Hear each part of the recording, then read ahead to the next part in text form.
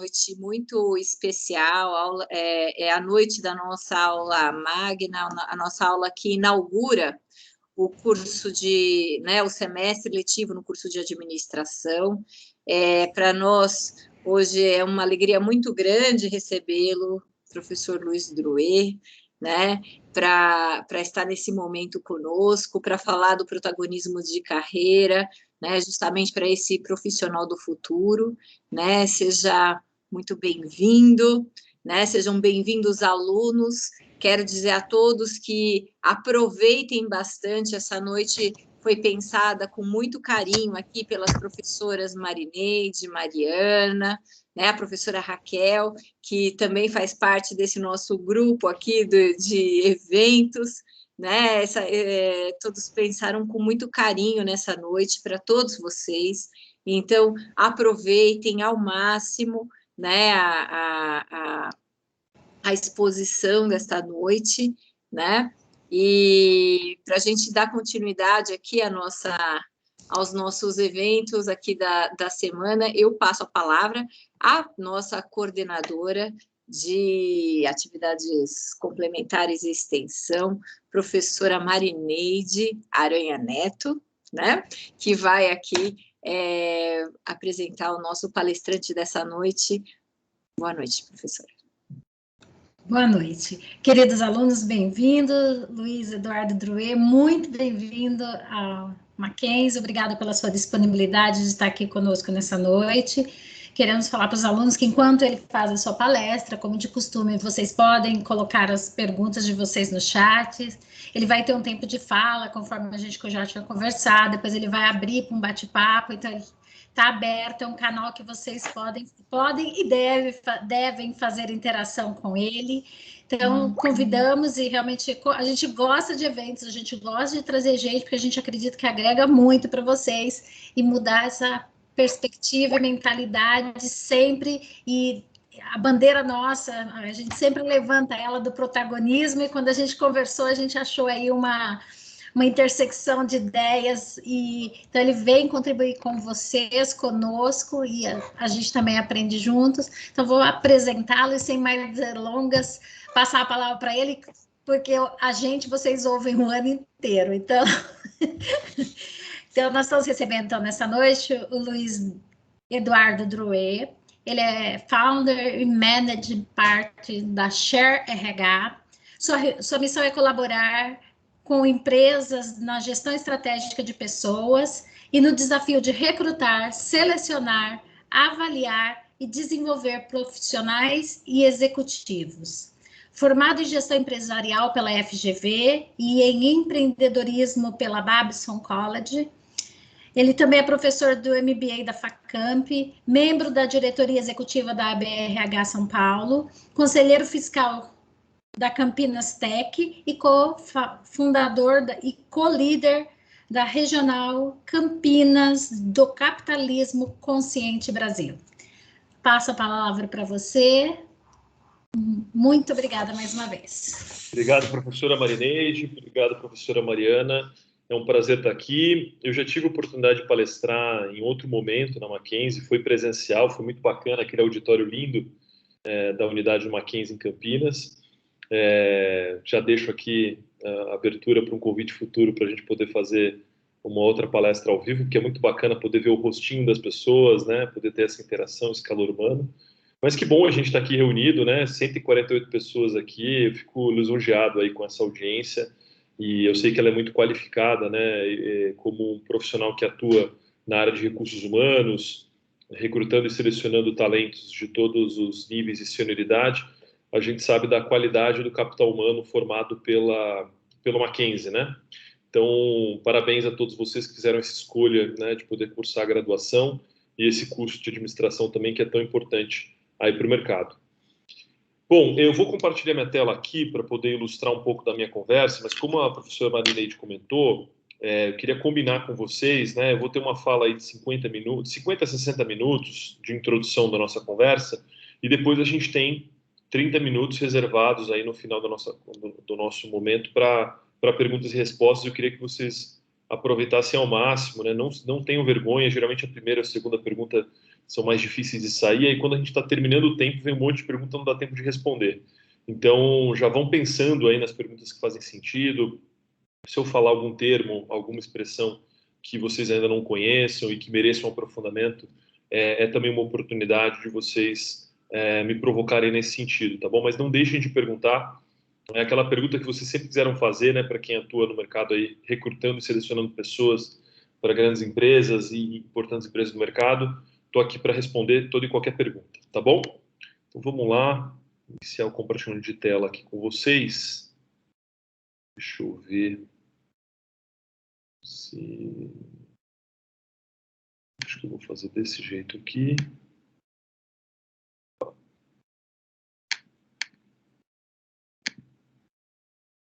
Está carregando aqui. Ótimo. Só confirmem, por favor, se vocês estão vendo minha tela. Sim. Perfeito. Ótimo. Perfeito. Então, esse é o tema, né, com base no briefing, no bate-papo que a gente fez com as professoras, né, para essa aula magna, né, para essa aula especial.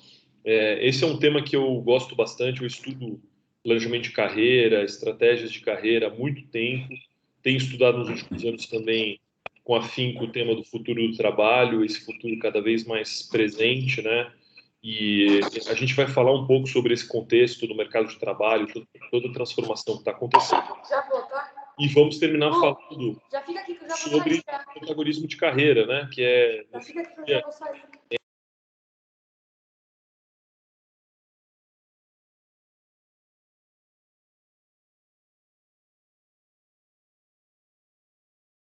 Luiz, você ficou no mudo.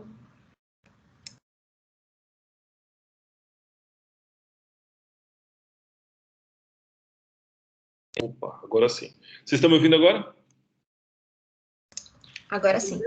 Ah, perfeito. Poxa, obrigado por ter avisado. Vou recapitular aqui, rebobinar a fita, como a gente dizia antigamente.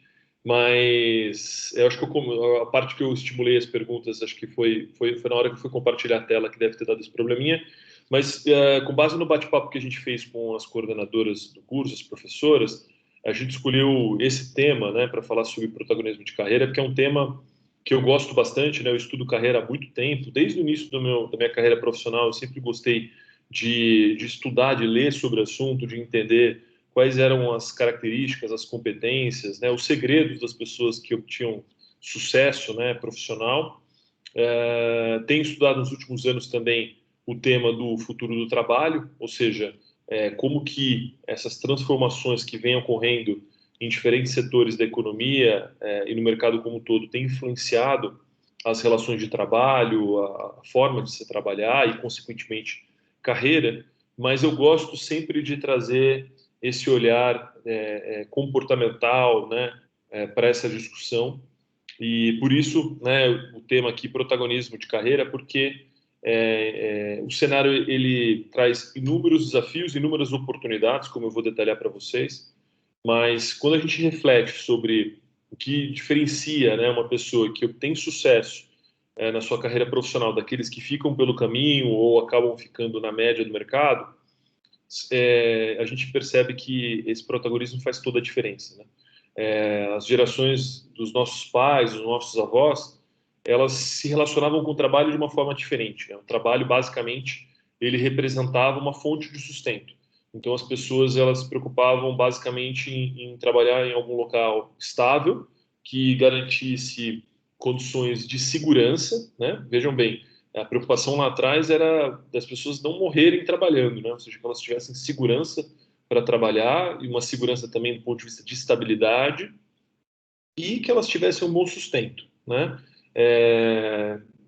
Inclusive lá antigamente e até pouco tempo, né? A ideia geral era, puxa, entra numa grande empresa, numa boa empresa, que essa empresa ela vai cuidar da sua carreira, você não precisa mais se preocupar com mais nada. Se você conseguir entrar numa grande empresa, numa boa empresa, essa empresa vai cuidar da sua carreira e você, se você não fizer nada de muito errado, você não vai ser demitido e você vai se aposentar trabalhando nessa empresa e tudo mais. E aí depois tinha aquela ideia, né, de que depois que eu me aposentar eu vou fazer o que eu gosto, né, eu vou procurar prazer, satisfação e realização depois de que eu me aposentar, porque a ideia do trabalho ela não estava relacionada ainda a essa ideia de satisfação, de realização profissional. Felizmente, nas últimas décadas, né, ou as últimas gerações que chegaram ao mercado de trabalho, cada vez mais têm conseguido equilibrar, né, essa ideia de satisfação do trabalho com remuneração, né?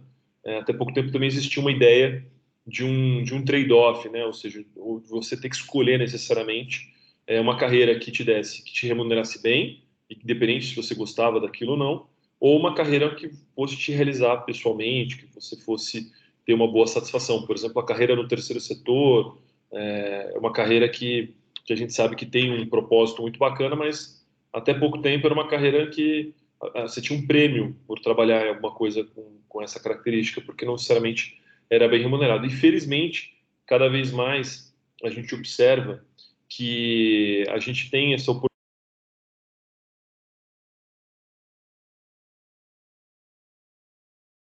Luiz, montou de novo.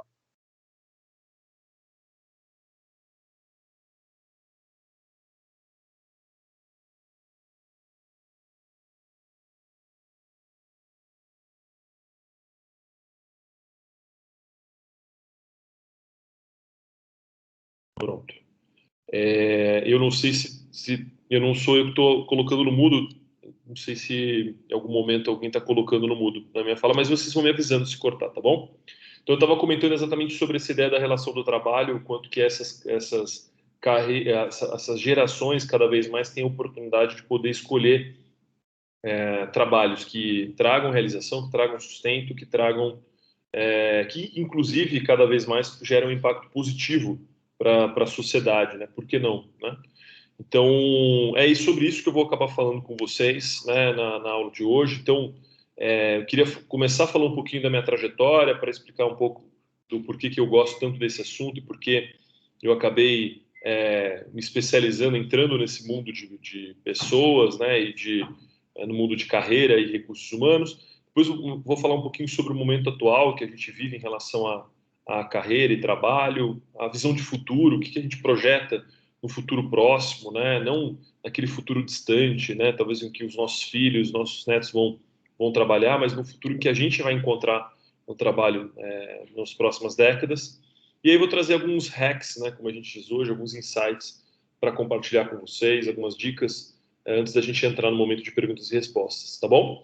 Então, mais uma vez, não deixem de registrar as perguntas de vocês para que a gente possa entrar especificamente naquilo que talvez esteja tirando sono, o ponto de principal interesse de vocês relacionado ao tema de carreira, tá? Então, falando um pouquinho da minha trajetória, né? Eu escolhi minha graduação não foi na área de recursos humanos, né? Não foi psicologia, né? O que seria um caminho natural para quem atua em RH, mas foi em marketing, né?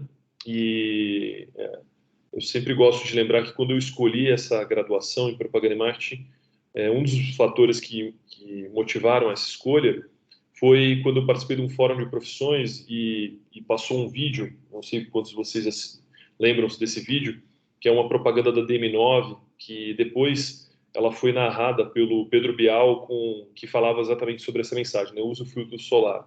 Eu gosto de dizer que eu me apaixonei por aquele vídeo antes da versão do Pedro Bial, depois ficou não ficou tão legal assim a narração dele em português, mas o vídeo é muito bom. E o que me inspirou naquela época, por que eu comento sobre isso quando eu falo da minha trajetória, era que naquele momento, de alguma forma, ainda que eu não soubesse exatamente como ou o que eu ia fazer, mas eu já me identificava com a ideia de poder impactar a vida das pessoas. Então, quando eu pensava no meu futuro profissional, na prática eu estava imaginando exatamente alguma carreira, alguma atividade profissional que pudesse gerar essa mesma experiência que o vídeo tinha me provocado, né? Aquele sentimento de inspiração.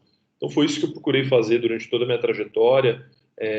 Ainda na faculdade eu entrei na Câmara Americana, na AmCham, e tive a oportunidade de, logo cedo, né, participar de processos seletivos e depois liderar processos seletivos, recrutando e desenvolvendo jovens talentos, que foi exatamente essa experiência que me apaixonou, que fez com que eu passasse a valorizar muito as práticas de gestão de pessoas durante a minha experiência como executivo, né? E foi logo cedo, então, que eu descobri de que os bons resultados das organizações, né, empresas de sucesso ou times de sucesso que constroem bons resultados, são empresas que fazem um trabalho consistente envolvendo pessoas, né?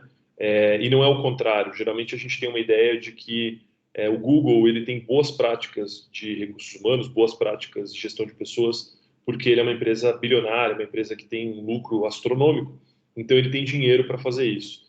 E quando você vai estudar a história desses empreendimentos de sucesso, inevitavelmente você vai acabar descobrindo uma correlação onde primeiro se olhou para pessoas, primeiro se olhou para a cultura organizacional, e a partir disso se construiu resultados consistentes, se construiu inovações, se construiu marcas importantes que geraram bons resultados, né? E foi um pouco dessa minha jornada enquanto executivo, né? De novo, desde cedo, tendo contato com essas práticas de recursos humanos, eu sempre entendi que para a gente poder construir bons resultados no final de um período, de um semestre, de um ano, tudo começava por fazer um bom trabalho envolvendo pessoas, né? Atrair as pessoas certas, desenvolver as pessoas, engajá-las, né, no projeto. E aí não demorou muito tempo, né, para eu entrar efetivamente no mercado de RH, e foi esse mercado onde eu escolhi empreender e onde eu sou sócio hoje, fundador da Share RH, que é a empresa que nasceu com uma visão muito ligada ao capitalismo consciente, no sentido de gerar valor compartilhado para todos os públicos. Por isso que toda vez que eu recebo um convite como esse, eu não penso duas vezes antes de aceitar, porque faz parte do nosso propósito, né? Procurar gerar impacto de diferentes formas para os públicos envolvidos, para os stakeholders do mercado, né? E eu muito dessa visão, né, desse empreendedorismo consciente, dessa visão de um negócio que gera impacto e transformação social, né, como é o caso da Share hoje, tem muito a ver com essa experiência de voluntariado, né? Eu ainda estava iniciando minha carreira profissional quando eu tive a oportunidade de ter essa experiência de voluntariado jovem. Fiz parte de um grupo de pessoas que trouxeram para Campinas a ONG Sonhar Acordado, que já tem mais de 10 anos de trabalho voluntário na região de Campinas. E desde então não deixei mais de ter uma atuação voluntária. Hoje, como foi comentado pela professora Marineide, tenho um engajamento forte em diferentes instituições, procurando também contribuir com o meu tempo para organizações que geram algum tipo de impacto na sociedade, tá? E depois eu vou acabar falando um pouco sobre isso, né? Sobre a importância do voluntariado para o desenvolvimento humano, para o desenvolvimento de competências, mas eu gosto sempre de dizer que foi, para mim, uma experiência que realmente mudou minha vida, né? Uma experiência que me ajudou muito no autoconhecimento e eu desenvolver habilidades que depois fui perceber o quanto que elas eram importantes no mercado de trabalho, tá? Então, depois eu falo um pouquinho mais sobre isso, como até uma recomendação para vocês em termos de desenvolvimento humano. Pessoal, o momento em que a gente está vivendo é um momento de grande transformação. É um momento, de novo, cheio de desafios e oportunidades, né, de muitas perguntas e poucas respostas. E eu gosto sempre de dizer, né, quando a gente comenta sobre isso, que não é por acaso, né, que a gente tem mais perguntas do que respostas, é porque todas as outras, falando sobre a quarta revolução industrial, né, todas as outras revoluções industriais que aconteceram antes, elas foram definidas a posteriori, né, ou seja, elas já tinham acontecido e olhando um período anterior, né, um período que já havia passado, os estudiosos definiam que naquele momento havia existido alguma transformação nos meios econômicos, na forma de se produzir bens e serviços, que definiu-se lá a primeira revolução industrial, a segunda e a terceira. E essa é a primeira vez que a gente está vivendo a quarta revolução industrial, né? Enquanto ela ainda está em curso, né? O Fórum Econômico Mundial cravou a definição, né, de que nós estamos vivendo essa quarta revolução industrial, e ela ainda não terminou. E por isso que, ou se ela terminou, a gente ainda não tem essa definição, né, de que o período de transformação ele se deu. Por isso que é natural e a gente tem que se acostumar nesse cenário de incerteza que eu vou falar mais à frente, tá? Isso, como eu comentei, influencia diretamente a forma como a gente trabalha, como as empresas fazem negócio e também a forma como a gente se relaciona como trabalha, a forma como as organizações funcionam. Então, esse futuro do trabalho que a gente vem debatendo, ele está cada vez mais presente, está cada vez mais próximo.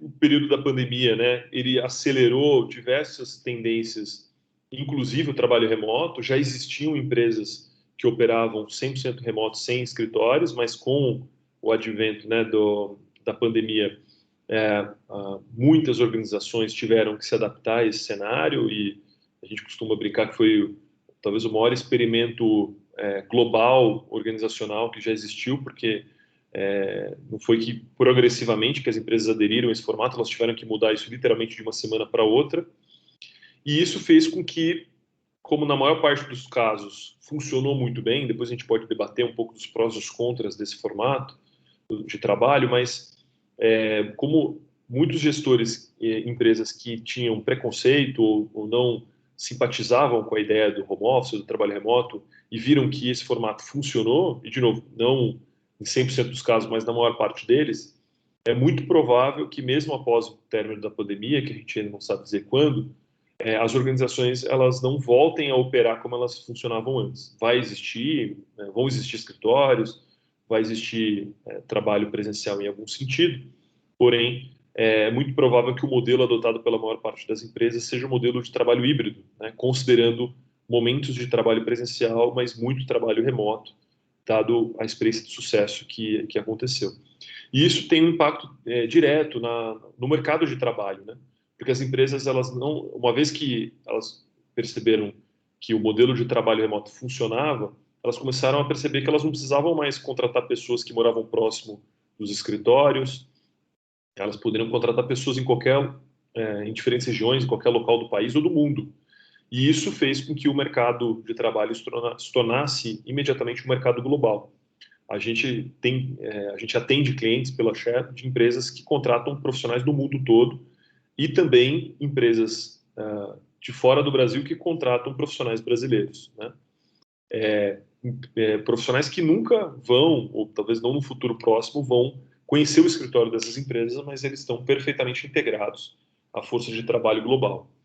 O que é muito bom, né? Do ponto de vista das organizações, imediatamente elas falam, poxa, agora eu posso contratar pessoas no mundo todo, eu não estou mais limitado ao mercado geográfico, porém, ao mesmo tempo, elas passam a concorrer com empresas do mundo todo por esses talentos. Do ponto de vista do profissional, a mesma coisa. O lado bom é que, poxa, eu posso concorrer a uma vaga em qualquer empresa no mundo agora, uma boa parte das empresas no mundo, porém, eu passo a competir com essas mesmas posições com profissionais do mundo todo. Então, quando a gente discute a realidade brasileira, né, onde a nossa educação básica ela está anos-luz atrás da maior parte dos países do mundo, né, ainda que esse grupo aqui representado por vocês, eu me incluo nele, sejam de profissionais com certeza privilegiados, que tiveram uma boa formação, uma boa educação, a gente tem que estar preparado não mais para competir com os profissionais de São Paulo, do Rio, de Curitiba ou BH. A gente tem que se preparar para competir com profissionais do mundo todo, né?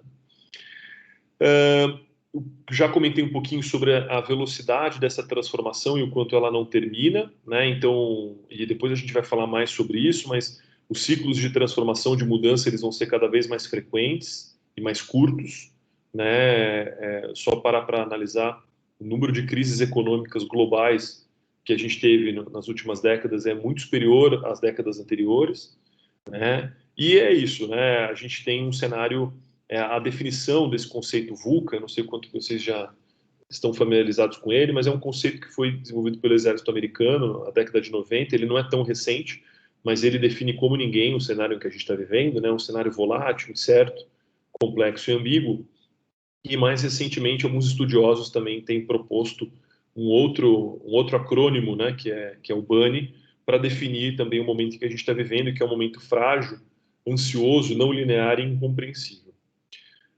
A grande mensagem que eu deixo para vocês, depois eu vou trazer algumas ferramentas para como lidar com esse contexto, é que esse cenário não vai mudar. A pandemia pode acabar, a gente pode voltar no limite para uma vida próxima daquilo que a gente vivia antes em relação ao contato humano e tudo mais, porém, outros desafios, outras crises vão aparecer e a única certeza que a gente tem é essa, e a gente tem que estar preparado para isso. Nenhuma empresa, com certeza, considerou um fenômeno como a pandemia no planejamento estratégico de 2019 para 2020. Isso não significa que fazer planejamento estratégico não vale a pena, não seja importante, até porque é um exercício que nos ajuda até a reagir a cenários como esse. Mas o fato é que ninguém estava preparado, no sentido de ninguém tinha previsto um fenômeno como esse. Então, a gente tem que não só considerar isso melhor no nosso radar, como também preparar as nossas organizações. Agora, a gente fala muito de planejamento estratégico, de visão estratégica para as empresas onde a gente atua, onde a gente trabalha, mas a gente tem que sempre lembrar que o mesmo que serve para essas organizações serve para a nossa realidade. Eu falava agora há pouco na introdução de que as empresas, no passado, elas podiam se encarregar da carreira dos seus colaboradores, e muitas faziam, atuavam dessa forma paternalista, no sentido de, olha, não precisa se preocupar com a sua carreira, porque a gente vai cuidar dela melhor do que você, e os funcionários basicamente se preocupavam só em fazer um bom trabalho. Mas o fato é que, primeiro, as empresas, hoje em dia isso já não faz mais sentido, primeiro porque existe um conflito de interesse natural aí, né? Onde, por mais que a empresa tenha um alinhamento de interesse num determinado período, onde a empresa quer o seu desenvolvimento, quer que você cresça e se desenvolva da melhor forma, porque isso é importante para ela também, em algum momento pode ser mais interessante para você mudar de carreira, e isso vai contra, eventualmente, os interesses da empresa. Mas principalmente porque a própria empresa não pode garantir que ela vai existir daqui a 10, 15, 20 anos. O número de empresas que estavam entre as maiores empresas do mundo há 50 anos e deixaram de existir até aqui é um número muito expressivo, né? E existem várias projeções que sinalizam que entre as maiores empresas de hoje, muitas delas também vão deixar de existir no futuro próximo. Então, isso significa o quê? De novo, a gente começa a falar aqui sobre protagonismo. Carreira não é algo que se delega a ninguém. Não se delega ao marido, à esposa, ao pai, ao namorado, à namorada, ao amigo, nem ao gestor, nem ao RH da empresa. Todas essas pessoas muitas vezes querem o nosso bem e vão poder dar dicas, ideias, mas no fim do dia quem faz essas escolhas, consciente ou inconscientemente, somos cada um de nós, né? Então daí a importância desse protagonismo. Olhando para frente, pessoal, esse cenário, como eu disse, ele vai mudar cada vez mais, né? Existe um fenômeno que já vem ganhando muita força nos Estados Unidos, chamado de gig economy, ou economia freelancer, que é exatamente a mudança das relações de trabalho, né? E existem projeções que nos próximos anos, 70% da força de trabalho americana vai ser composta por profissionais freelancers, ou seja, profissionais que não têm um vínculo fixo com um único empregador. É óbvio que essa tendência, ela se acelera muito numa economia dinâmica como a economia americana, onde as relações de trabalho elas são muito menos burocráticas, né, e muito menos protegidas por leis. Vamos lembrar, no período da pandemia, o desemprego nos Estados Unidos, nas primeiras semanas da pandemia, ele explodiu para um patamar estratosférico, mas do mesmo jeito que ele subiu, na medida que as empresas perceberam em que elas iam conseguir sobreviver à pandemia, que elas iam conseguir se adaptar, imediatamente elas voltaram a contratar as pessoas e o desemprego que estava em patamares nunca antes vistos, ele caiu muito rápido. É diferente do nosso fenômeno, né? As empresas lutam muitas vezes para não demitir, porque é muito caro, e também por um aspecto social, mas elas acabam fazendo isso e para recontratar demora muito, né? Mas, explicando então um pouco do dinamismo da economia, do trabalho nos Estados Unidos, essa é uma tendência muito forte e que não vai demorar muito tempo para chegar no Brasil. Quando a gente pensa em economia freelancer, a gente pensa muito no Uber, no entregador do iFood, e hoje existe uma visão, né, uma crítica em relação até uma precarização do trabalho, porém, a gente não está falando de subemprego, de trabalhos exclusivamente operacionais, a gente está falando, quando a gente fala de uma projeção de 70% da mão de obra nos Estados Unidos, a gente está falando que a maior parte dos empregos nos Estados Unidos vão ser de profissionais que vão se vincular por projeto. Então, qual que é a principal diferença? Ao invés de eu participar de um processo seletivo, entrar numa empresa e ser contratado por uma empresa onde eu vou ficar lá por um vínculo indefinido, e é só com o momento que eu escolher sair, a empresa decidir me desligar, que esse ciclo se encerra, que é o modelo convencional, cada vez mais os profissionais eles vão se conectar por projeto. Então, eu vou trabalhar com uma organização, com uma empresa durante 6 meses, durante 1 ano, durante 2 anos. O tempo do projeto vai variar muito de acordo com a atividade. E uma outra característica interessante que vem na sequência é que, muito provavelmente, os profissionais, até por essa característica de estarem vinculados por projeto, eles vão poder trabalhar com mais de uma empresa ao mesmo tempo, né? Obviamente respeitando princípios de evitando conflitos de interesses, de não trabalhando em concorrentes, obviamente, porque seria muito difícil de não compartilhar informações estratégicas, mas eventualmente trabalhando em empresas que sejam de atuações distintas, inclusive levando insights dessa experiência de diferentes empresas para cada uma dessas atividades, né? Muda muito a forma de se relacionar com o trabalho, né? E uma das principais mudanças tem a ver com que você não vai mais, assim, não é aquela história do tipo, puxa, fui contratado, ufa, agora eu posso relaxar e, de novo, só se eu fizer algo muito errado, receber uma avaliação por algumas avaliações consecutivas de forma negativa, que eu corro o risco de perder o emprego, que é uma certa estabilidade que existia no mercado e que cada vez existe menos. Durante a pandemia agora, mesmo profissionais muito qualificados e que desenvolveram um trabalho muito bom, eles foram desligados, simplesmente porque as empresas tiveram que se reestruturar. Então, e isso vai acontecer com uma frequência, como eu disse, cada vez maior. Então, modelo de projeto, a gente vai falar um pouco disso mais à frente, ele num primeiro momento ele assusta, porque você fala, caramba, quer dizer que eu vou ter que ficar procurando emprego o tempo todo, mas se você, ele também ressignifica a forma como as próprias empresas fazem recrutamento ou vão buscar profissionais, e isso significa que se os bons profissionais, ou aqueles que forem qualificados, estiverem preparados para esse mercado, eles vão conseguir ter um bom nível de empregabilidade ou trabalhabilidade, como a gente vai falar mais à frente. E isso muito porque o que vai definir a recorrência desses projetos ou o sucesso desse profissional tem a ver com a experiência que ele gerou nesse trabalho, principalmente as entregas que ele realizou, os resultados que ele entregou. As organizações também estão caminhando cada vez mais para modelos horizontais de gestão, ou seja, menos hierárquicos, menos de relações de poder. Algumas empresas já experimentando o modelo de holocracia, onde determinados times não têm necessariamente gestores ou chefes ou líderes, são grupos que são autogeridos, e o próprio profissional, mesmo num contexto mais verticalizado, uma estrutura hierárquica, cada vez mais ele vai precisar de autogestão. O próprio trabalho remoto, ele traz isso, né? Não tem ninguém ali para ficar te vigiando o tempo todo.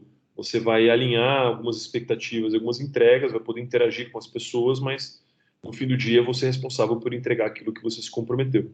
É o que exige uma grande maturidade. Um último ponto que depois eu vou complementar mais à frente, é que o conhecimento ele vai estar cada vez mais perecível, né? Existem estudos que dizem que o conhecimento em determinadas áreas ele está se renovando numa velocidade de 4 a 5 anos, o que significa que quando vocês terminarem a faculdade, provavelmente o que vocês aprenderam ou não vai fazer mais sentido, ou ele vai estar em boa parte defasado, tá? Não quer dizer que a graduação não vale a pena, tá? Não estou querendo desanimar ninguém, mas a grande contribuição que a graduação vai trazer é a capacidade de aprender a aprender, porque a gente não vai poder parar de estudar nunca, né? E a gente vai falar disso mais à frente, tá? Legal, agora vamos para os insights, né? Terminei aqui a minha fase terrorista, né? De tirá-los aí da zona de conforto, tentar projetar um futuro diferente daquilo que a gente está acostumado. Mas, de novo, eu insisto, né? Essa frase que vale muito nesse sentido, né? A única constante é a mudança, não adianta a gente se enganar achando que a partir do ano que vem a gente volta para a vida normal e que tudo vai ser mais tranquilo do que antes, né? A tendência é que cada vez mais as coisas ganhem complexidade. E aí, o lado bom é que tem muita gente inteligente estudando esses fenômenos e o impacto dessas mudanças, e aí começam a surgir uma série de ferramentas para isso, né? Então, um dos insights ou hacks que eu trago para você é esse modelo aqui, Kinefin, tá? Que a pronúncia é Kinefin por causa do Y aqui, mas é um framework que ele tem sido muito utilizado para a gente poder entender as diferenças de cenários e, consequentemente, a nossa atuação em cada um deles. Então, o primeiro cenário que a gente está habituado, porque ele é simples, né, é o cenário onde você tem um problema que ele está claro para ser resolvido, né? Então, basicamente, você vai sentir, categorizar e responder aquele problema, ou seja, é um problema simples de ser resolvido, tá? Ele não exige muito da gente para ser solucionado. A partir desse ponto, a coisa começa a ganhar um nível maior de dificuldade quando a gente pensa num problema complicado, né?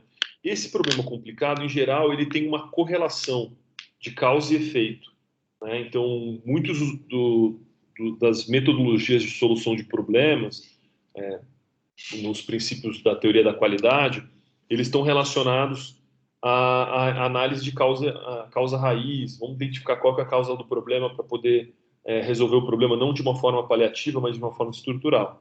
E ele continua valendo, existem problemas que ainda estão dentro desse cenário. O desafio começa a ficar interessante quando a gente avança desse cenário para o cenário complexo, que é onde você já não consegue mais identificar a correlação de causa e efeito. Não é possível através das informações que você tem. E aí, por isso mesmo, a gente começa a encontrar uma abordagem de sondagem, né, de onde você sente, depois você sonda, sente, e aí você tenta imprimir uma resposta para poder avaliar o resultado. Tá? É muito do que a gente encontra no modelo de metodologias ágeis, o modelo Scrum, o Agile, que a gente vai falar na sequência. E tem o cenário caótico, que é mais complicado ainda do que o cenário complexo, onde você não tem qualquer ideia do que está acontecendo, e aí, de novo, a recomendação é você tentar agir, sentir, e a partir disso tentar tirar essa situação do cenário caótico e levar ela para um cenário complexo, onde você vai, através da experimentação, tentar validar hipóteses e encontrar soluções para o problema, tá? Esse framework por si só mereceria uma aula só sobre isso, tá? Eu não vou esgotar o tema, mas convido vocês a estudarem, porque ele é um modelo que tem sido cada vez mais utilizado para a gente poder lidar com esse cenário de incerteza que a gente está vivendo, tá? Mas como eu comentei, o que eu queria talvez aprofundar, né, nessa discussão sobre como resolver problemas complexos ou como lidar com esse cenário de incerteza que a gente está vivendo, isso daqui basicamente é um modelo agile que as empresas de tecnologia têm utilizado já há algumas décadas, e cada vez mais isso tem sido difundido para outras organizações de outros setores de atividade. Então, a grande mudança, tá? Eu, de novo, não quero esgotar esse assunto nesse único slide, mas a grande mudança que eu queria provocar para vocês é que, antigamente, quando as empresas desenvolviam software, elas operavam no modelo waterfall, ou metodologia de gestão de projetos de cascata. Então, basicamente, as pessoas faziam um briefing, mapeavam a necessidade, desenvolviam um projeto, depois de 1 ano, 2 anos, elas entregavam aquilo que o cliente tinha pedido. E, obviamente, durante esse período, e não só agora, mas mesmo antes, a necessidade mudava.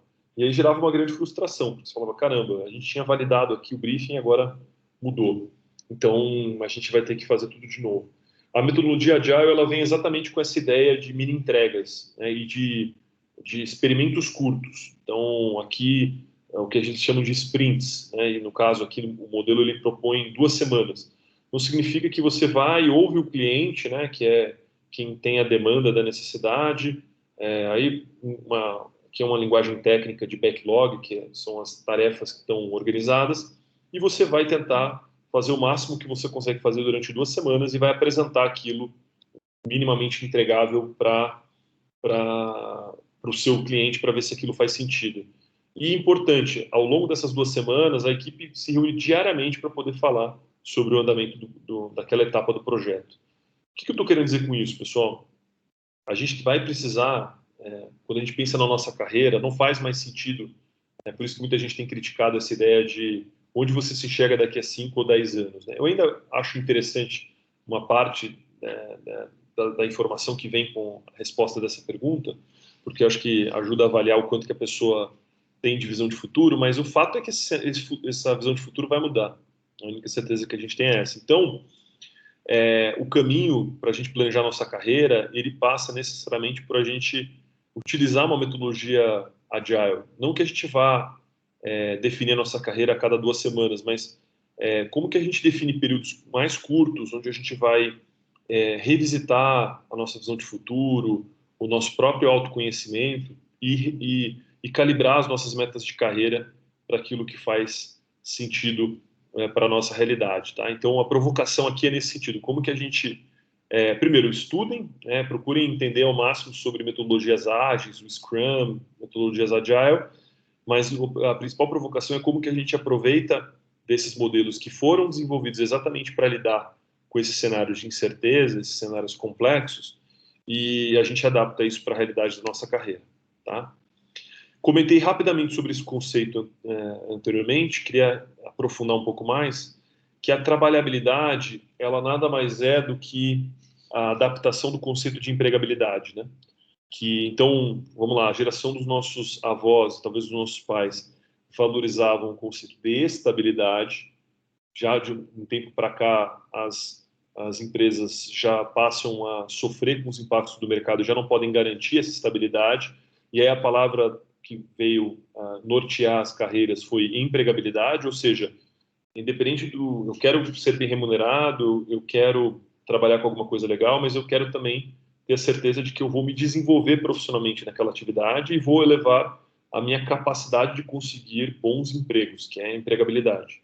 Só que com o futuro do trabalho cada vez mais próximo, em toda essa lógica de conexão por projetos, já não vai mais ser a nossa capacidade de conseguir emprego. Aquele emprego que eu participo do processo seletivo, sou contratado e entro numa zona de conforto, porque durante pelo menos 2 ou 3 anos eu estou vinculado a alguma organização, com o mínimo de segurança. Vai ser cada vez mais a ideia onde a sua capacidade de conseguir bons trabalhos e conseguir com uma certa facilidade, tá? E para fazer isso, pessoal, tem um elemento que ganha muita força, que é o conceito de networking. Networking não é necessariamente a ideia de você ficar trocando cartão em eventos, como muita gente procura propagar, mas é a ideia de você criar conexões de valor, né? E conexão de valor, ele vem através de empatia, o genuíno interesse. Antes de você se preocupar em pedir algo para alguém, é se preocupar em gerar valor para essa pessoa, para a partir disso, a partir dessa conexão, você conseguir que essa pessoa te ajude em algum momento, né? E também esse networking está muito relacionado à reputação, né? Ou seja, qual a imagem que eu deixo para os meus colegas de trabalho, para as pessoas com quem eu desenvolvo projetos. Elas me enxergam como um cara altamente competente, que gera valor, que respeita as pessoas, né, então, consequentemente, vão me indicar para toda e qualquer oportunidade que aparecer, ou eu desgasto essas relações de forma que as pessoas dificilmente vão me indicar para alguma coisa. Então, essa reputação, ela começa a ter um peso muito grande, não só dentro da organização onde eu estou, mas principalmente no mercado. Então, redes sociais como LinkedIn e outras começam a ganhar uma força muito grande para você construir, gerar conteúdo e muitas vezes construir essa reputação profissional, né? Esse professional brand. Um outro aspecto muito importante, pessoal, é essa ideia do aprendizado contínuo, né? Que eu comentei agora há pouco. Com o conhecimento se renovando com uma velocidade muito grande e com um cenário de mudança, essas duas palavrinhas precisam entrar no nosso dia a dia, né? Que um é o lifelong learning, ou seja, eu não vou parar de estudar nunca. Obviamente que eu não vou fazer 5 graduações, eu posso fazer cursos menores depois para me manter atualizado, mas a única certeza é que a gente não vai poder parar de estudar nunca, né? Então, quanto mais a gente encontrar prazer no estudo, melhor. E a minha velocidade, né, a minha agilidade para aprender, o quanto que eu aprendo a aprender, eu aprendo rápido sobre as coisas, porque é isso, né? Ninguém sabia o que era o Covid-19, ninguém sabia como é que era, muitas empresas não sabiam como trabalhar remoto, tem muitas coisas que até pouco tempo não existiam. A capacidade da pessoa se adaptar a esse contexto, aprender, coloca lá na frente de muitos outros profissionais. Não tem um único profissional no mercado que possa dizer que, olha, eu sei tudo sobre a minha área e eu não preciso estudar mais nada, porque nos próximos 10, 20, 30 anos, o conhecimento que eu tenho vai bastar para eu poder me manter competitivo profissionalmente. Então, aprender sempre, aprender rápido, de forma ágil, é muito importante.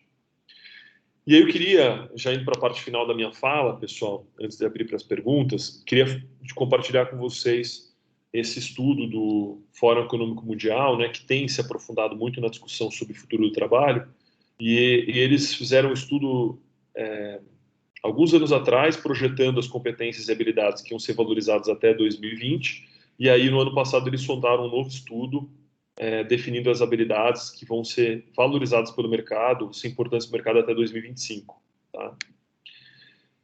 Pensamento analítico e inovação, muito forte, né? Essa ideia de você analisar a correlação, os dados e também construir, gerar inovação a partir disso. De novo, aprendizagem ativa e estratégias de aprendizado está muito relacionado a lifelong learning e também o Learning Agility. Resolução de problemas, tá? Não é só descascar abacaxi, mas é a capacidade de lidar com problemas em diferentes cenários, que está muito relacionado àquele framework do Kinefin que eu comentei, ou seja, como que eu lido com problemas complexos, ou primeiro eu categorizo os problemas e escolho a abordagem correta para cada um deles. Pensamento crítico, né? Na era das fake news e de uma poluição de informações de toda forma, é muito importante eu saber o que é relevante, o que não é, o que é verdade, o que não é. Criatividade, e aqui eu chamo a atenção, pessoal, não só para essa, mas para diferentes características que estão essencialmente ligadas à nossa natureza humana.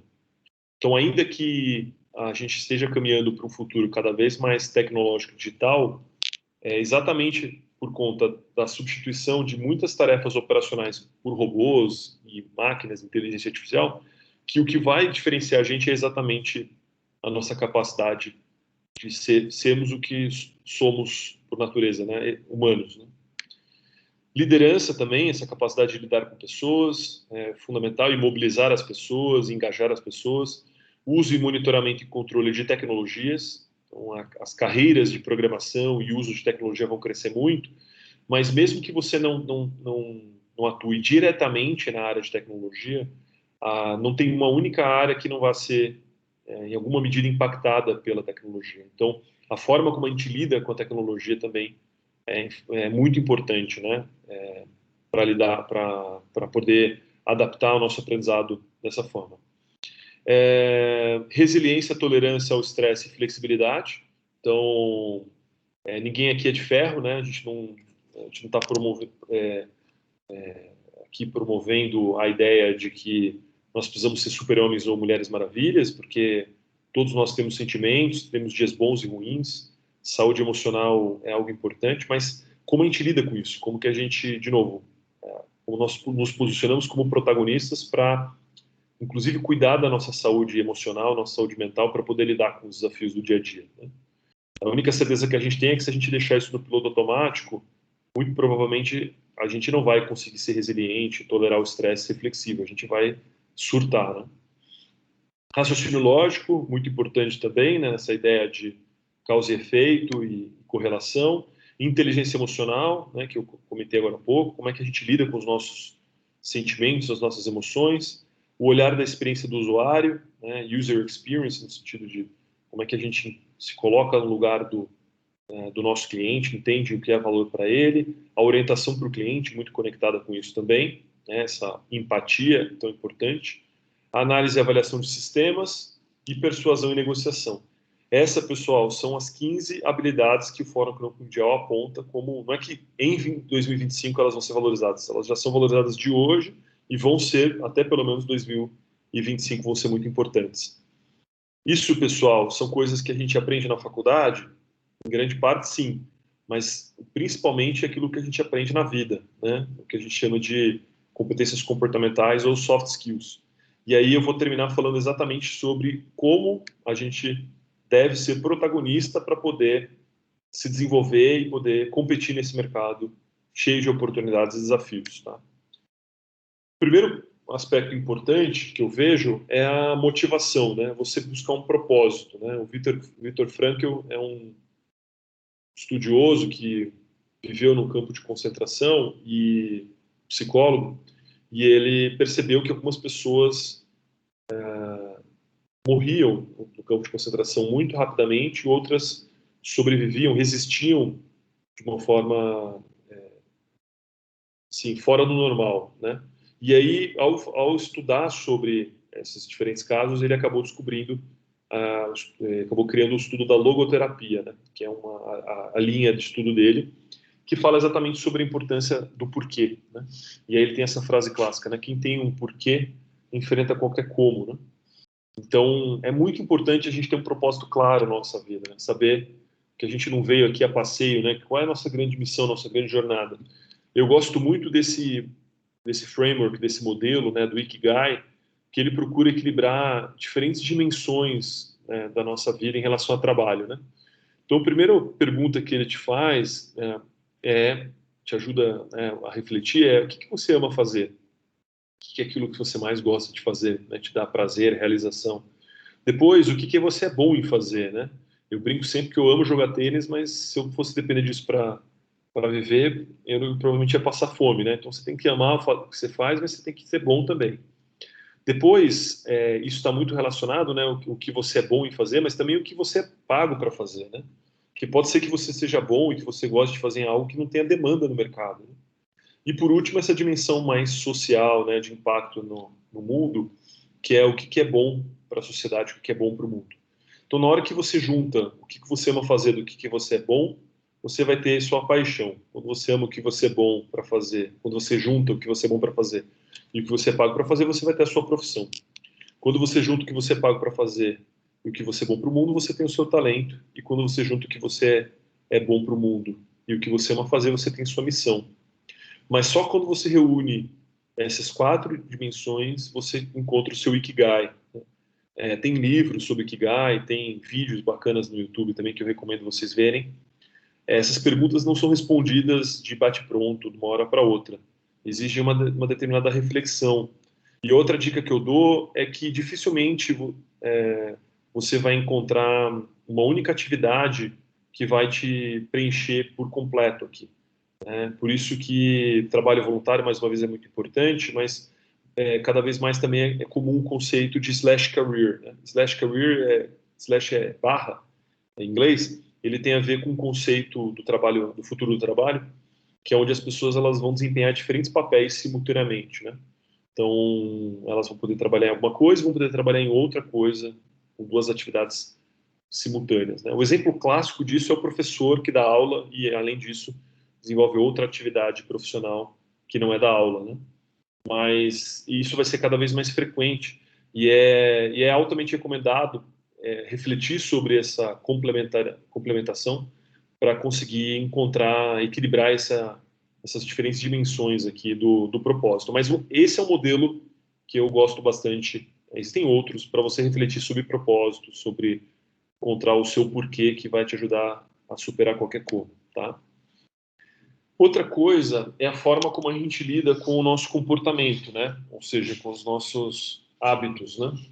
E todo hábito nocivo, ele é um vício, todo hábito saudável, ele é uma virtude. E a grande diferença do vício e da virtude, além disso que essa autora traz, né? É que o vício, ele tem um poder de adicção intrínseco. Então, praticamente todo vício, se não todo, você fez alguma vez alguma atividade viciante e ela te condiciona imediatamente. Já a virtude, né, o hábito positivo, ele exige uma perseverança, né, exige um esforço repetido muitas vezes para aquilo se transformar num hábito positivo, né? Quem já fez academia sabe, né? É muito mais fácil desistir no começo do que se você fizer alguns meses e aquilo incorporar na sua vida até o momento que quando você não for, por mais que você tenha preguiça, quando você não for, você sente falta. Então é isso que a gente tem que desenvolver com todas as nossas dimensões da nossa vida, né? Substituir hábitos negativos, hábitos nocivos, por hábitos saudáveis, hábitos positivos. E a grande sacada que eu deixo, né, nessa mensagem é isso, né? A virtude é quando se tem a dor seguida do prazer, né? Ou seja, a gente não está livre da dor, né? E o vício é quando se tem a dor seguida você tem o prazer seguido da dor. A grande mensagem aqui, pessoal, é o que vem depois é mais permanente. Ou seja, né, por mais que em ambos os casos você tenha dor e prazer, o que vem no a segunda parte ela é sempre mais definitiva. Então a virtude ela vai construir um prazer prolongado, e o vício, o prazer, ele quase que some na medida em que a dor prevalece. Tá? Então isso tem muito a ver com a forma como a gente lida com o nosso comportamento, com a nossa rotina, com a nossa atitude, né?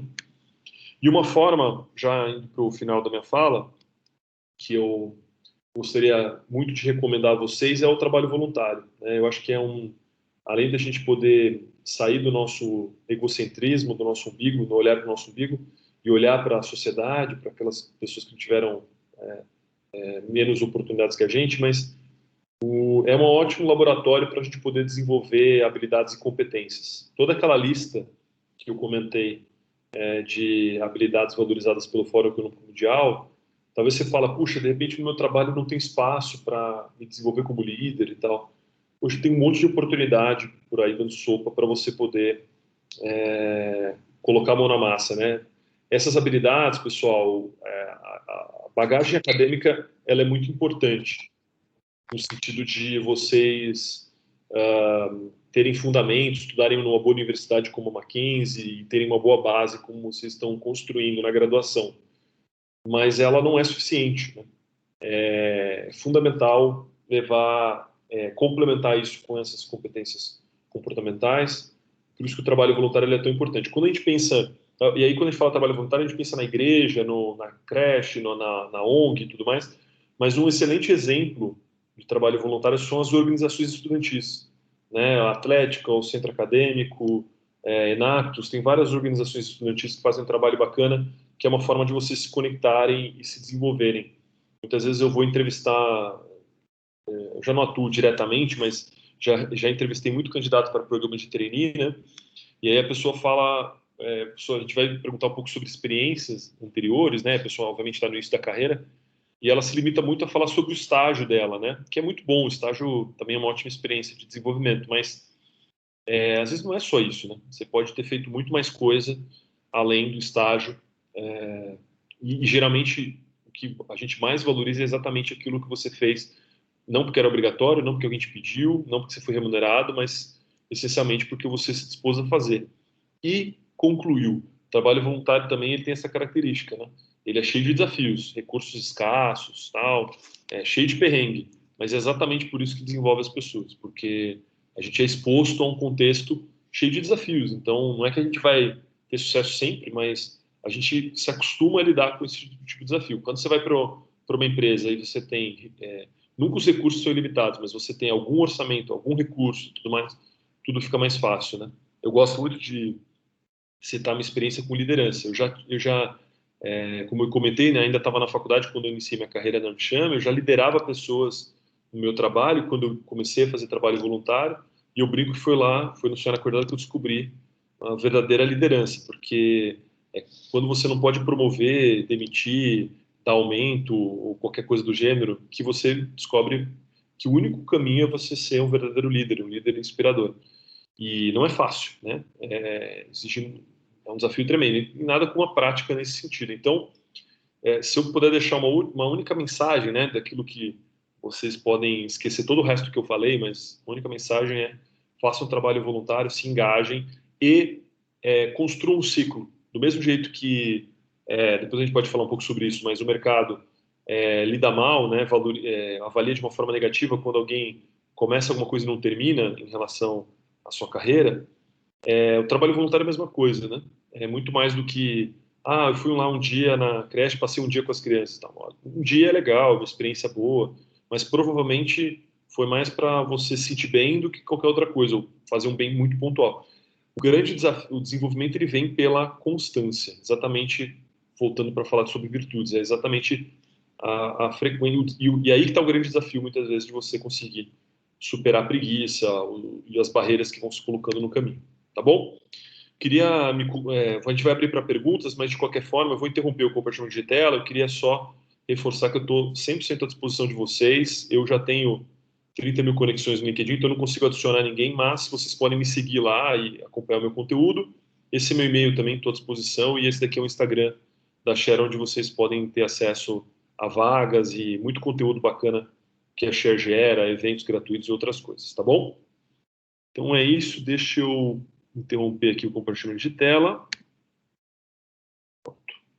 E vamos abrir para as perguntas aqui, que a gente tem mais 28 minutos aqui para bater papo, e essa é sempre o momento mais bacana.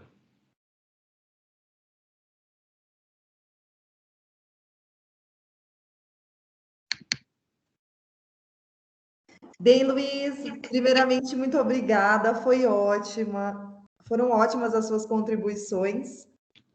E a gente já vai abrir para uma pergunta da Júlia. Ótimo, maravilha. Ela pergunta assim, ó, gostaria de saber a sua opinião sobre essa possível flexibilização dos trabalhos.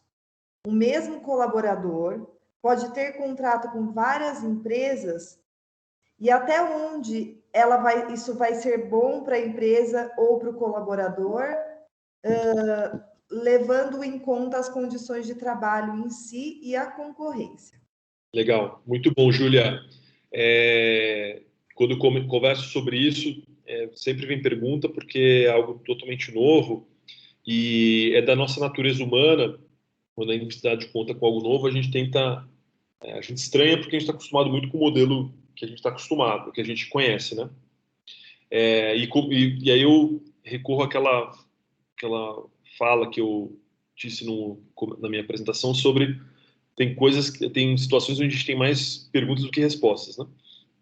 A minha tese sobre isso, Júlia, é que obviamente vão ter alguns princípios que vão ter que ser respeitados, por exemplo, concorrência, né? Não dá para a pessoa trabalhar na Ambev e na Heineken ao mesmo tempo, é impossível, né? Porque, né, ela vai, especialmente dependendo da atividade onde ela estiver, ela vai ter acesso a informações confidenciais. Mas ela pode, por exemplo, trabalhar na área de tecnologia da Ambev, pode trabalhar na tecnologia do Google, por exemplo, por que não? Né?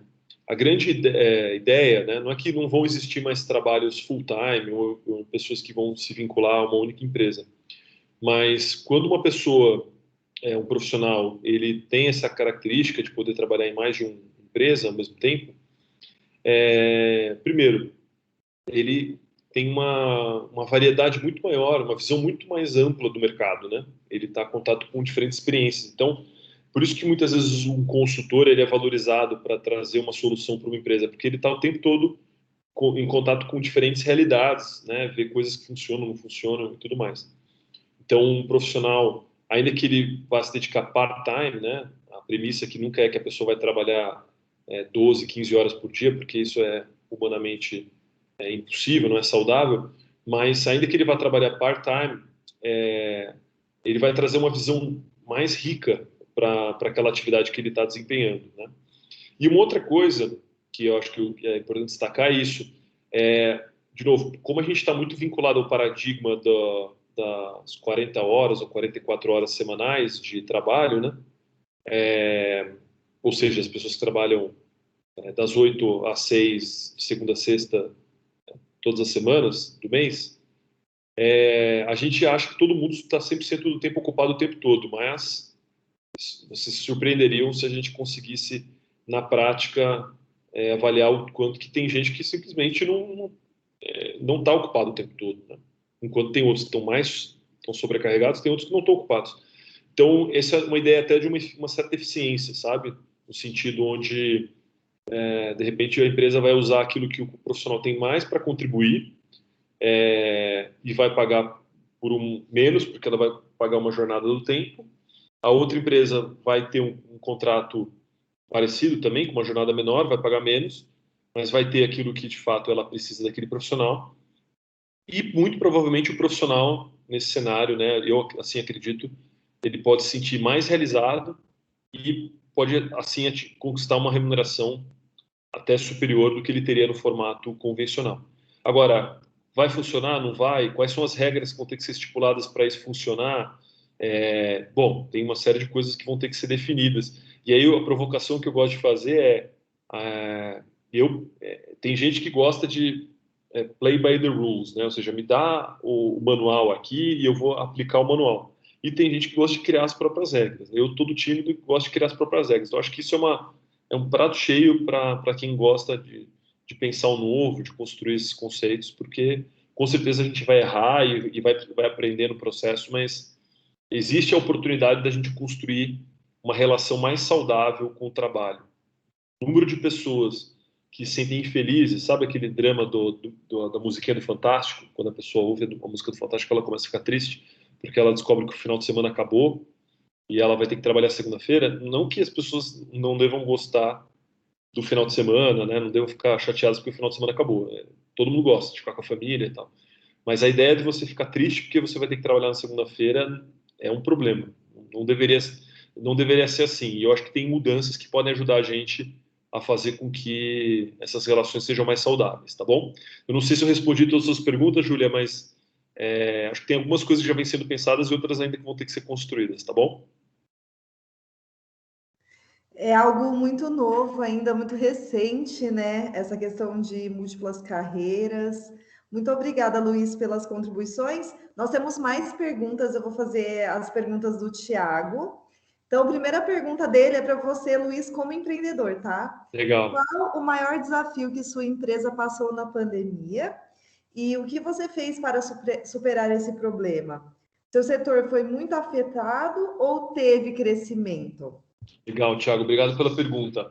Olha, recrutamento e seleção é um setor que depende muito da atividade econômica, né? Então, se as empresas elas estão crescendo, se elas estão bem, elas estão crescendo, elas contratam, então isso tem demanda para o nosso serviço. É um dos principais serviços que a gente faz.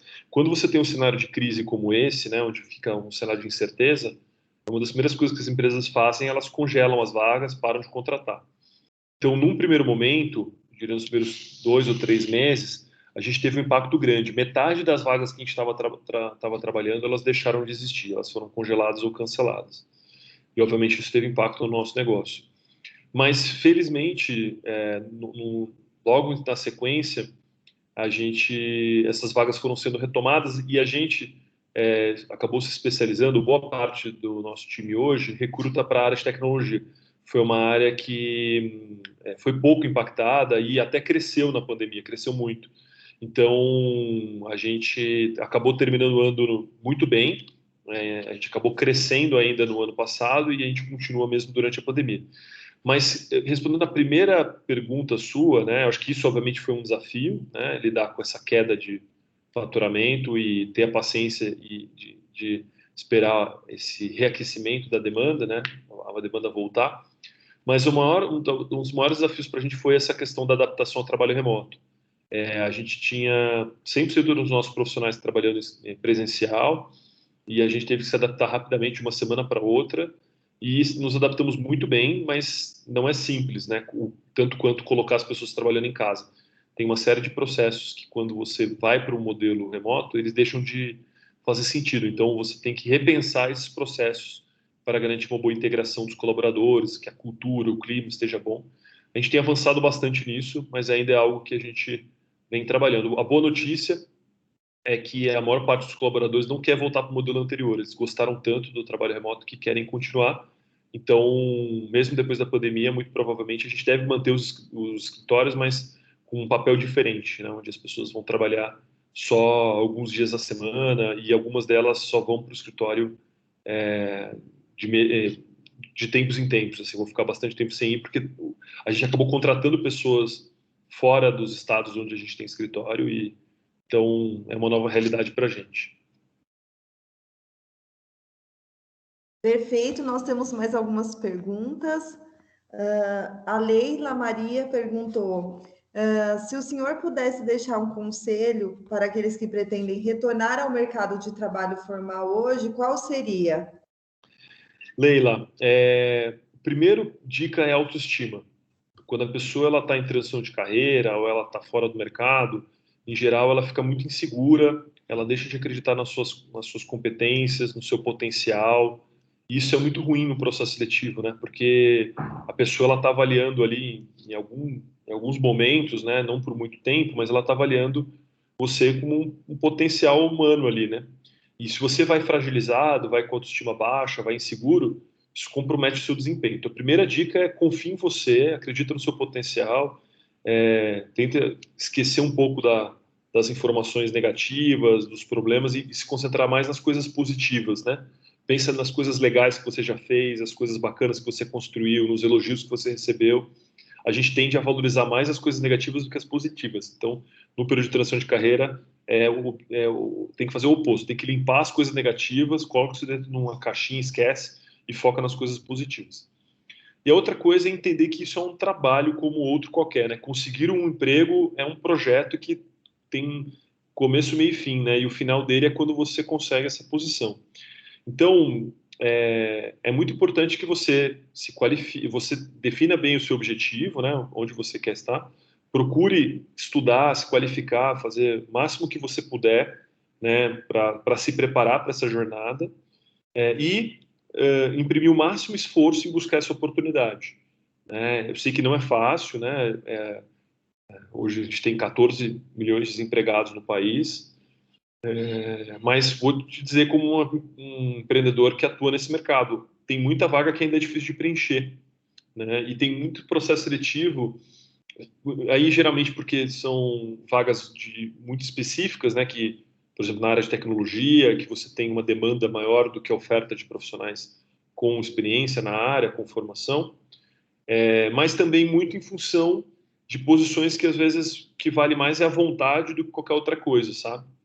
E aí, de novo, por isso que a autoestima é importante, você se preparar bem, estudar, né? Então, isso já coloca você na frente de muitos outros profissionais. Então, o caminho é esse, procura, por exemplo, puxa, eu quero atuar na área de vendas, eu vou procurar, tem muito curso gratuito hoje, tem muito livro acessível que eu consigo ler, são coisas que na hora que eu chegar na frente do entrevistador, né, se eu tivesse oportunidade, eu vou colocar no meu currículo, né, para aumentar as chances de eu ser chamado para uma entrevista, e na hora que eu sentar na frente do meu entrevistador, eu vou procurar encantar essa pessoa com isso e garantir que ele me dê a oportunidade, né? Então, eu dei o exemplo para venda, mas serve para qualquer área. O segredo é não desanimar, né? Quando eu falei de networking, puxa, pensa em todas as pessoas que você conhece e fala ativamente para essas pessoas que você está em busca de uma oportunidade. Não é aquele pedido, pelo amor de Deus, me ajuda, aquela coisa que a gente fica até com vergonha, mas é assim, olha, eu tenho essa experiência, estou me preparando dessa forma para vagas desse tipo e eu queria que você soubesse, porque muitas vezes a pessoa ela sabe de uma vaga, ela sabe de alguém que está precisando, mas ela não vai lembrar de todas as pessoas que ela conhece que tem aquele perfil ou que estão em busca de uma oportunidade. Então, quanto mais você ativar essa rede, falar com eles e tudo mais, você aumenta as chances disso dar certo. Tá bom? Então, e não desanimar, entender que é um processo, você vai participar mais você vai se inscrever em mais processos seletivos do que você vai ser chamado para entrevista, você vai fazer mais entrevista do que você vai ser contratado, do que você vai receber proposta. Então, o caminho é entender que o não faz parte do processo e não desanimar. Perfeito, Luiz. Temos mais perguntas. O Pedro Henrique Martins pergunta assim: Luiz, como saber qual o momento e se eu devo buscar novas oportunidades? Ou seja, mudar de empresa ou criar a própria empresa, levando em consideração que vivemos em incerteza? Legal, Pedro. É isso que é bacana, né? Porque antigamente, quando você tinha um cenário mais estável, você empreender envolvia risco, e se você continuasse onde você estava, poxa, eu tenho a segurança de que eu vou continuar aqui por um bom tempo. Hoje, a gente não tem essa segurança, essa garantia, né? A pessoa pode trabalhar no Google, sei lá, a empresa mais bem-sucedida no mundo hoje. Quem garante que o Google vai existir daqui a 10 anos, pessoal? Não dá para garantir. Então, você começa a falar assim, poxa, quer dizer que se eu continuar aqui trabalhando, também não é garantia de nada. Isso é bom porque liberta a gente para a gente poder fazer as escolhas que são as melhores escolhas para a gente. Tem muita gente, empreender não é para todo mundo, gente. Então, tem muita gente que vai ser feliz e vai ser realizado sendo funcionário, e está tudo bem. E tem gente que nasceu para empreender. Quantas pessoas frustradas que viveram a vida inteira trabalhando como funcionários e não empreenderam por medo e aí terminam a vida frustrados. Entendeu? Então, acho que esse é o ponto interessante dessa história da incerteza.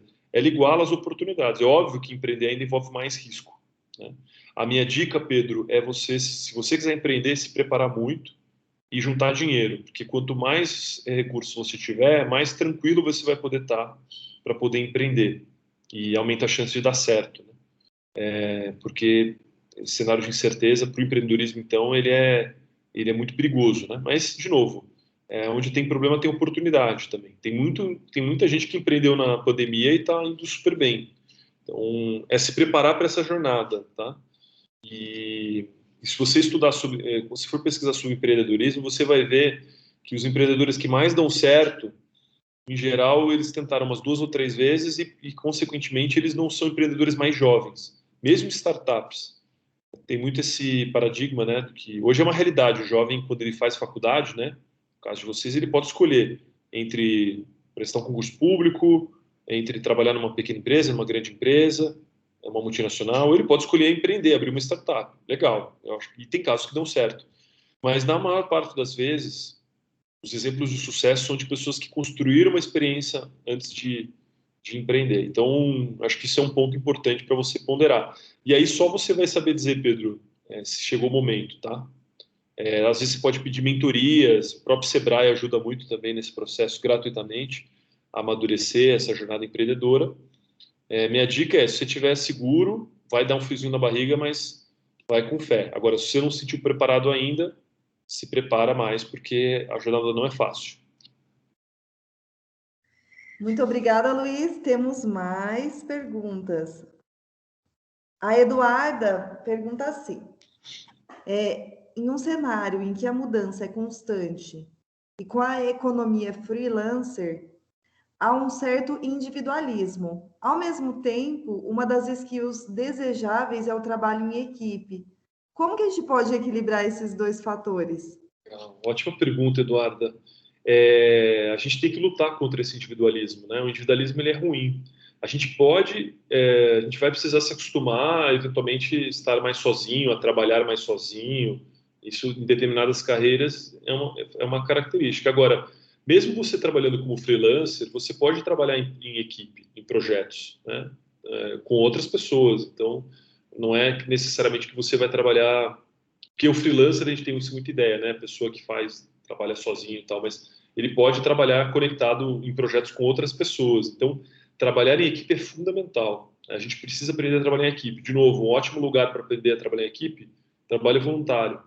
Provavelmente você não vai encontrar só pessoas que você gosta lá, pessoas que você chamaria para uma festa na sua casa. Você vai encontrar gente de tudo quanto é tipo, às vezes muito diferente de você. E essa diversidade é rica, porque te ensina a lidar com diferentes perfis. Então, o caminho é ir contra o individualismo.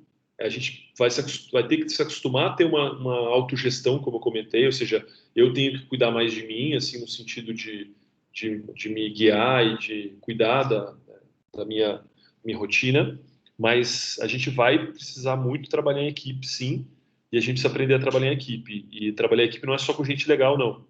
É com gente chata. Sabe, na faculdade não tem isso, professor que fala assim, ó, vocês vão fazer um trabalho em grupo, vocês podem escolher o grupo. Aí todo mundo fica aliviado, ufa, eu vou poder fazer com as pessoas que eu gosto. Aí tem outro professor que fala, não, ó, vão ter que fazer um trabalho em grupo, só que eu vou escolher as pessoas. Aí você fala, ai meu Deus, eu vou cair com aquela pessoa lá. E muitas vezes a carreira profissional é isso, você vai trabalhar com pessoas que não necessariamente você simpatiza. Então, aprender a lidar com isso também é importante. Perfeito, eu já deixo o convite para vocês. Venham para a Empresa Júnior. Nós queremos estruturar um CA no curso de administração. Então, imagina você contar uma história num processo seletivo que você ajudou a estruturar o Centro Acadêmico de Administração no Mackenzie Campinas. Olha que história interessante, né? Tem várias skills que foram desenvolvidas ali. Exato. Liderança, iniciativa, proatividade. Mas vamos a mais perguntas, né? O Vitor Tropardi pergunta: boa noite, Luiz. Como o senhor enxerga o avanço de reestruturações como terceirização e pejotização com o trabalho futuro?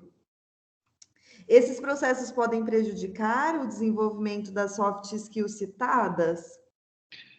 Olha, Victor, eu acho que eu concordo com a sua visão de que, como eu disse, essa mudança ela pode de alguma forma, precarizar as relações de trabalho, ela pode fazer com que, em algum sentido, os profissionais sejam prejudicados, mas eu acredito muito na visão de mercado, né, onde o mercado ele se reequilibra.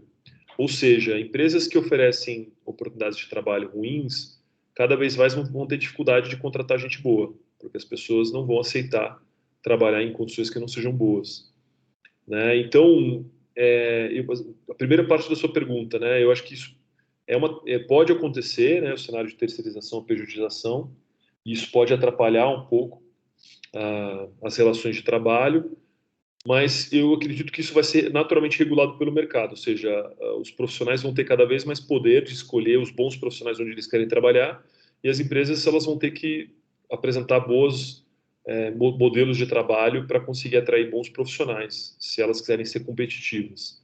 Então, isso, eu acho que existe uma análise pessimista do futuro do trabalho em função dessa precarização, mas eu prefiro ser otimista, né? Eu olhar a metade cheia do copo e entender que essas mudanças elas vão gerar mais benefícios do que problemas, né? E aí, nesse contexto, eu não vejo uma influência negativa em relação a soft skills. Eu acho que quanto mais o mercado for dinâmico, quanto mais ele mudar, e mesmo no cenário de você trabalhar, ele eventualmente, né, de uma forma terceirizada ou modelo de PJ, eu vejo que as pessoas elas vão continuar tendo a oportunidade de desenvolver suas competências. Talvez, vamos pensar assim, hipoteticamente, uma empresa ela vai investir mais no desenvolvimento de pessoas com que ela tem um vínculo CLT do que um vínculo terceirizado. Pode ser, mas a própria transformação do trabalho, né, das relações de trabalho, vai fazer com que as empresas elas tenham que se preocupar também com o desenvolvimento desses terceirizados, por exemplo, né? E eu acho que com isso vai acabar mudando um pouco essa diferença de castas que acaba acontecendo nas empresas, né? Então, tem muita empresa multinacional, né, que tem uma boa parte da sua estrutura terceirizada, e aí você tem funcionários diretos da empresa que têm determinados benefícios, terceirizados não, e aí vai criando essa diferenciação. Eu acho que o caminho é cada vez mais se você encontrar novos modelos, novos vínculos, e que vão, de alguma forma, igualar isso, né? E aí, de novo, vai depender muito da forma como vai se construir essa relação, e eu acredito que cada vez mais as empresas elas vão ter que oferecer benefícios bons e bons modelos de trabalho para atrair os melhores profissionais, e quem ganha com isso são os trabalhadores. Perfeito, é um outro lado que a gente não enxerga, né? Exato. Sobre a pejotização. Nem tudo é perfeito, né, gente? Nem tudo só vai trazer coisas boas, e por isso que a nossa participação é muito importante para desenhar o melhor modelo. Como tudo é luz e sombra, como a gente sempre fala no curso de administração, o que nós queríamos verificar com você? Como dar conta dessa multicarreira? Como que você dá conta de ser tudo isso? Então, pois é. Primeiro, sim, você tem que ser protagonismo, né? Eu nunca deleguei minha carreira para ninguém. Eu sempre procurei fazer escolhas conscientes, né? Ou seja, liderar minha carreira mesmo, né? Ter uma visão de onde eu queria estar, ir atrás, ter iniciativa e tudo mais. É óbvio que quando você se envolve em muitas dessas coisas, você tem um impacto na agenda, no tempo. Mas com o tempo também a gente vai aprendendo a ser produtivo e conseguindo contribuir, né, e negociar o tempo de uma forma que a gente consiga equilibrar esses diferentes papéis sem envolver um sacrifício tão grande, né? Eu fui pai agora recentemente, né, do meu primeiro filho, então acaba que é um novo momento para mim, e aí a gente acaba sendo mais seletivo na forma como a gente lida com esses papéis, essas responsabilidades, mas para mim é uma fonte grande de realização e de desenvolvimento pessoal, né? Então, toda vez que eu me preparo uma palestra, por mais que eu estude esse tema há muito tempo, eu aprendo algo novo, né? Através de uma colocação, de uma pergunta. Então, é uma boa forma da gente se manter atualizado, né? Então, eu acho que assim, não é para todo mundo, né? Acho que tem muito a ver com o meu perfil, meu jeito de lidar com as coisas. Eu gosto de ter essa característica mais multitask, vamos chamar assim, mas para mim funciona e tem valido muito a pena. Assim, eu tenho aprendido muito nessa jornada e recomendo, né, para todas as pessoas, especialmente o trabalho voluntário, mais uma vez, vale a pena. E na universidade é uma ótima oportunidade para vocês fazerem isso, pessoal. Não gastem tempo com Netflix é bom, mas tudo em excesso faz mal, né? Tem Big Brother que consome o tempo pra caramba, tem um monte de coisa que a gente tem que refletir o quanto que aquilo efetivamente gera algum valor de fato para a gente, né? E essas oportunidades, né, de trabalhar na empresa júnior, de montar um centro acadêmico, puxa, isso daí são coisas que vocês vão contar não só na entrevista de emprego, mas vocês vão contar para os filhos de vocês, vão contar para um monte de gente. Então, não desperdicem essas oportunidades, porque vale muito a pena. Além dos projetos integradores, teremos alguns que envolvem projeto voluntário, trabalho voluntário. Então, não percam, semana que vem vocês vão saber um pouco mais. E, assim, só elogios, o Matheus Odilon falou que gostou muito da palestra, que está gostando muito de participar, agradeceu as suas contribuições. E assim, pessoal, para finalizar, eu queria perguntar para o Luiz, fora a área de tecnologia, quando a gente olha para a administração, quais são as áreas que você vê muita demanda para contratação e que muitas vezes você não consegue preencher uma vaga? Onde tem oportunidades para os nossos alunos? Ótimo. Você tem muitas profissões novas, né, que até pouco tempo não existiam, e aí, quando isso acontece, você, ainda que tenham pessoas que já atuavam naquela área, por ser um novo jeito de fazer as coisas, isso faz com que as empresas tenham dificuldade de preencher essas posições. Isso representa ótimas oportunidades, né? Então, um exemplo é o marketing digital, né, que tem crescido muito. Um outro olhar para o marketing digital é o growth hacking, que é um olhar que integra marketing digital e vendas. A própria área de vendas está sendo profundamente transformada. Agora você tem a atividade do SDR ou do Inside Sales, que você atua em vendas numa etapa do processo comercial, qualificando leads, agendando reuniões. São atividades, essas que eu citei, são vagas que são difíceis de serem preenchidas, porque tem pouca gente com formação especializada, né? A área de tecnologia como um todo, eu comentei, e muitas outras, assim, como eu disse, obviamente é um momento onde tem muitas empresas, especialmente as indústrias brasileiras, sentem muito, né? Mas tem empresas que mesmo assim cresceram na crise. Então, o agronegócio, algumas das atividades do agro continuam muito fortes. Você tem o setor de serviços também crescendo bastante, né? Então, às vezes você não atua diretamente em tecnologia, mas se você, por exemplo, atua em finanças, né? Se você for procurar emprego em indústria de base, né?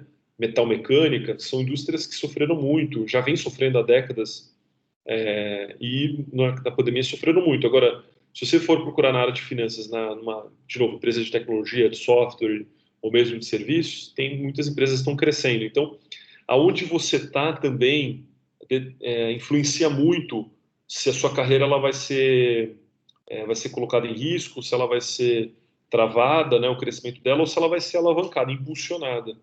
Então, o caminho é pesquisar muito sobre essas empresas que a gente nunca ouviu falar às vezes, mas que são empresas que estão crescendo. E a informação nunca teve tão disponível, pessoal.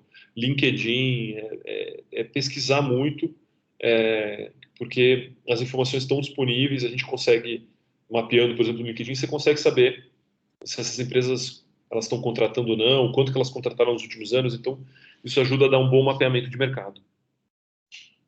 Perfeito, nós gostaríamos muito de agradecer as suas contribuições ao longo dessa noite. Os nossos discentes amaram, teve muita participação, muito obrigada, discentes. Eu vou deixar para vocês agora um link aqui no chat para vocês avaliarem o palestrante e também para que vocês tenham presença nas nossas aulas, tá bom?